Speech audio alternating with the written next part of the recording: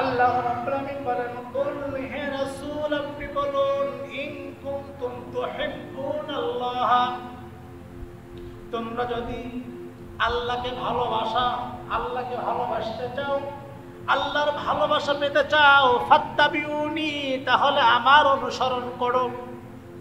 কারণ কিভাবে ইবাদত করলে আল্লাহর ভালোবাসা পাওয়া যায়, কিভাবে ইবাদত করলে আল্লাহর মহব্বত পাওয়া যায়, কিভাবে ইবাদত করলে আল্লাহর নৈকট্য হাসিল করা যায়, এটা যিনি জানতেন তিনি হচ্ছে বিশ্বনবী মুহাম্মদুর রাসূলুল্লাহ সাল্লাল্লাহু আলাইহি ওয়াসাল্লাম।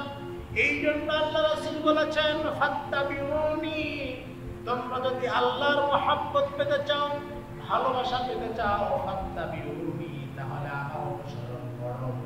আমি যেভাবে সালাত আদায় করি, যেইভাবে সিয়াম পালন করি, যেইভাবে যেই ইবাদত করি, সেই ইবাদতগুলো আমাকে দেখে দেখে করো, তাহলে তোমরা আল্লাহর ভালোবাসা পাবে, আল্লাহর নৈকট্য হাসিল করতে পারবে।